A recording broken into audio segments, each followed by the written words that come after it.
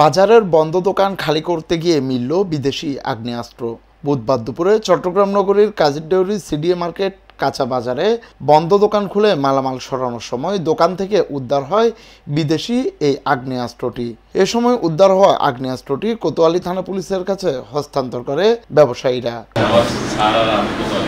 পরে দোকান তল্লাশি করে আরো কিছু দেশীয় অস্ত্র উদ্ধার করে ব্যবসায়ীরা জানান, মার্কেটের সাধারণ সম্পাদক আব্দুল জলিলের ছত্রছায়ায় পালিত কিশোর গ্যাং সদস্য রায়হানের দোকান থেকে আগ্নেয়াস্ত্রটি উদ্ধার করা হয়। জানা যায় সে বাগমনিরাম ওয়ার্ড কাউন্সিলর গিয়াসউদ্দিনের অনুসারী ও চিহ্নিত কিশোর গ্যাং সদস্য ছিল। আসলে আমাদের কাজীরদেউরি কাঁচা বাজারে সেক্রেটারি মোহাম্মদ আব্দুল জলিল সাহেবের দোকান ছিল। ওনার থেকে ওনার ফালাকিত সন্তান মোহাম্মদ রায়হান ওই দোকানটা এখানে উনি ব্যবহার করত। যখন এই সরকার যখন শেষ হয়ে গেছে, এরপরে দোকানটা এখনো পর্যন্ত পরিত্যক্ত ছিল বা আমাদের ব্যবসায়ী কমিটির সভাপতি মোহাম্মদ আব্দুল রাজাক সাহেব উনি উদ্যোগ নিয়েছে যে এই দোকানটা খুলে এখানে কিছু আছে কিনা দেখবে। ঠিক আছে, সেক্ষেত্রে গিয়ে আনোয়ার এবং আমি আরও ব্যবসায়িক ভাইয়েরা ছিল, এখানে ওপেন সবাই ছিল, সভাপতি উপস্থিত ছিল। তালাটা ভেঙে দোকানটা খুলছে, খোলার পরে পানি বের করতে, পানির ট্যাঙ্ক আছে এখানে, পানির ট্যাঙ্ক বের করতেছিল।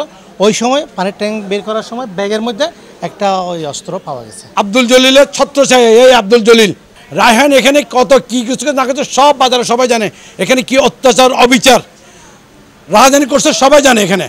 এখানে তাকে শেল্টার দিচ্ছে যে আব্দুল জলিল, এখানে কাউন্সিলর গিয়াস, এখানে তাদেরকে দিয়ে কিশোর গ্যাংকে দিয়ে তারা এখানে চাঁদাবাজি লুটতরাজ সবকিছু করে গেছে। এখানে ব্যবসায়ীরা আরো জানান, এই দোকানে পানির ব্যবসার আড়ালে বিভিন্ন অনৈতিক কার্যক্রম চালাতো রায়হান। চাঁদাবাজি, ছিনতাই ও মাদক ব্যবসা সহ অস্ত্র ঠেকিয়ে বিভিন্ন ব্যবসায়ীদের ভয়ভীতি দেখাতো সে।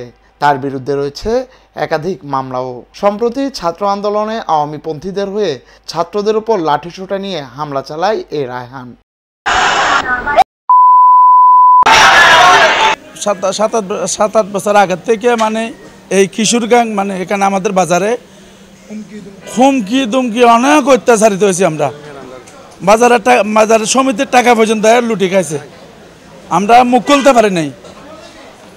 আমরা অনেক হয়রানি, অনেক ওই কিছু একটা বললে উপর লেভেলে বাইরের হুমকি লাগাইতো।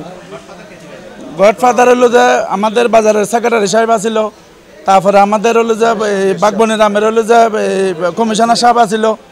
এদের ছত্রছায়া সব করছে এগুলো। এখন আশা করি আগামী দিনে কাস্টমাররা সুস্থভাবে আসতে পারবে, বাজার করতে পারবে।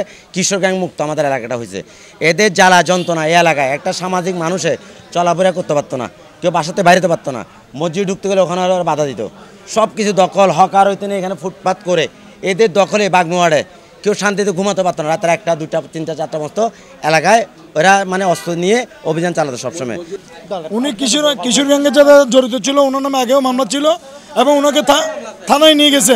থানায় নেওয়ার পরে উপরের লেভেল থেকে ওনার উপরের লেভেলের নির্দেশে উনি বাইরে আছে।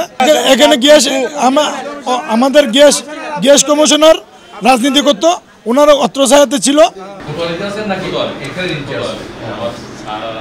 নিউজ ডেস্ক, স্বাধীন কণ্ঠ।